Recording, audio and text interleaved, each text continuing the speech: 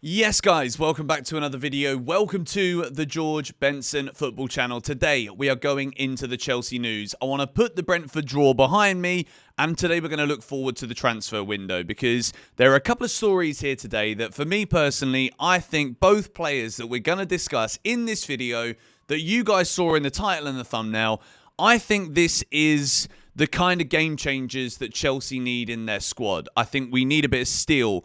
We need a bit of experience and we need some quality during this summer transfer window. The difference is, are we actually going to go for that? And I want to talk specifically, first of all, about the goalkeeping situation. Because if you saw Petrović again this weekend for Strasbourg, yet another clean sheet. The man is currently the top-rated goalkeeper in Ligue 1, above Chevalier or whatever his name is, the goalie, above flipping Donnarumma. Petrović is the highest performing keeper in France right now. He's having an absolute blinder. Liam Rossigna at Strasbourg too, by the way. What an incredible job this man is doing. But the latest news here, as per TMW's Nicolo Ceccherini, Chelsea and Aston Villa have already asked for information on Mike Maignan. If Milan are to avoid losing Maignan for free, they must sell him this summer. So let's talk about the practicalities here. Mike Maignan is a very good goalkeeper playing at AC Milan. His contract expires next year, which means that AC Milan would lose him on a free. We know that in Italy, the money isn't as readily available as it is for other clubs, particularly in England. So AC Milan having an asset as valuable as Mike Maignan, there is absolutely no doubt in my mind that if he's not going to sign a new contract, he will be sold. Will he be sold at 70, 80, 90 million quid? No, because he's only got 1 year left on his contract, which means we're talking about a top-level goalkeeper who is available at a decent price, potentially. I'm not sure what that price is, but it isn't going to be crazy, crazy money. And I think the goalkeeping position, as much as I'm fully backing Petrović to come back at Chelsea, I don't want us to be sitting here at the beginning of next season having any kind of conversations about Rob Sanchez and Philip Jorgensen still being considered who's the number one goalkeeper at Chelsea. We've also got to remember that because Petrović is doing so well, his value is also increasing whilst at Strasbourg. And we know that Chelsea Football Club are an absolute sticker for a bargain.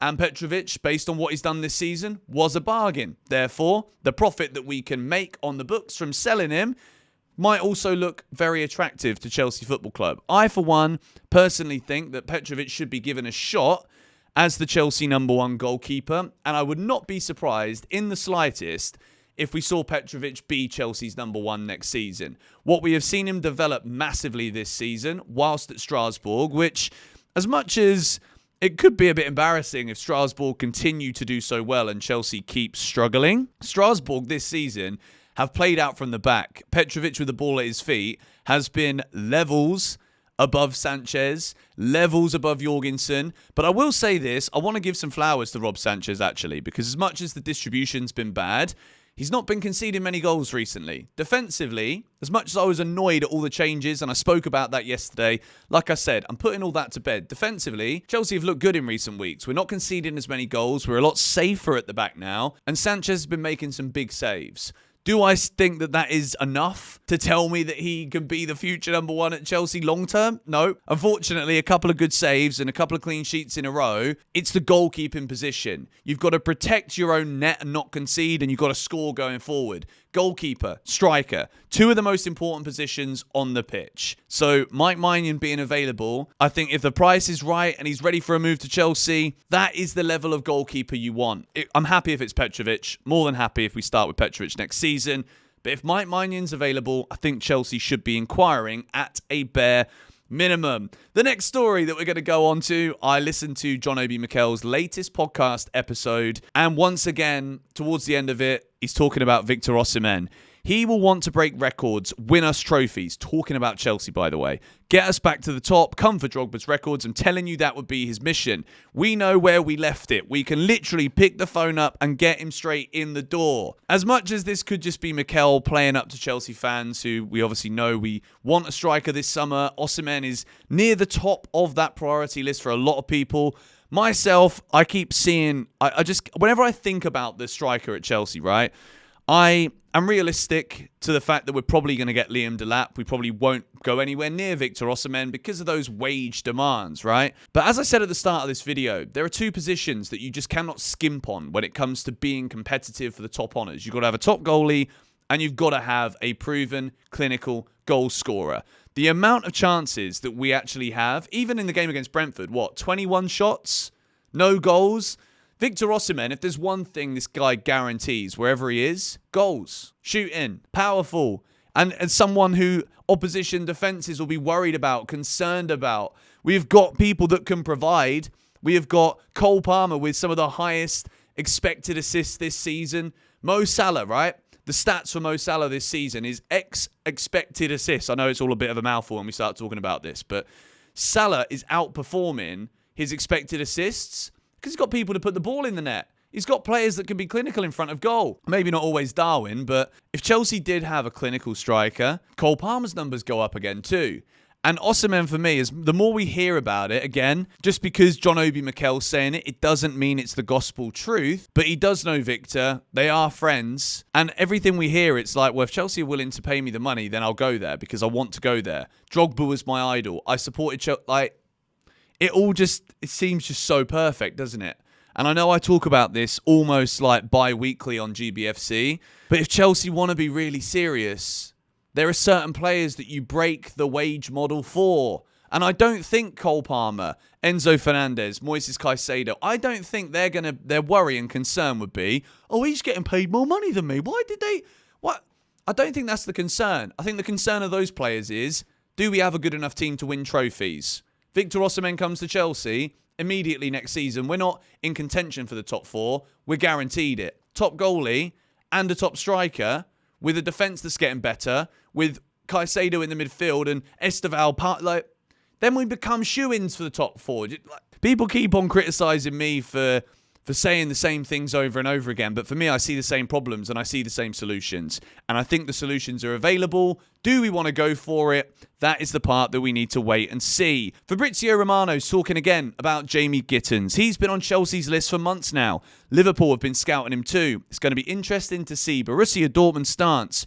But for sure, Gittens will be one to watch. There's already movement in terms of calls and inquiries. The more I see of Jadon Sancho at Chelsea, the more I think we should pay that $5 million and move him on. But at the same time, maybe we pay the $25 million and use that as a bargaining chip with Carney Chukwuemeka as well, who scored for Borussia Dortmund at the weekend, by the way. And we use those two players in kind of like a make-weight deal for Jamie Gittens. I think Chukwuemeka's a good player. I really do. I'd rather have seen him being given a shot instead of Nkunku this season in the number 10 at Chelsea. But I digress. We move. We live and we learn, don't we?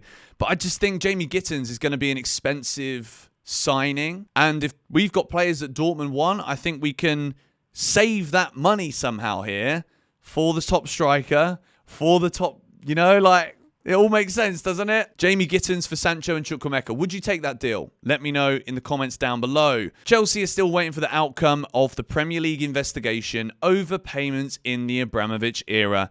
CFC are confident they won't be hit with a transfer ban or points deduction, despite all possible sanctions said to be on the table. I'm just going to try and play devil's advocate here for the final story of this video regarding this investigation about what was happening during the Abramovich era. Whatever does happen, right? If Chelsea are going to get a transfer ban, then I think it is absolutely essential that this summer, the transfer business that we do addresses all of the problems. Isn't one of those transfer windows where it's a load of youngsters again, it's a load of could-be signings that we might loan out, that might be good, that might not be. Just address the issues, right?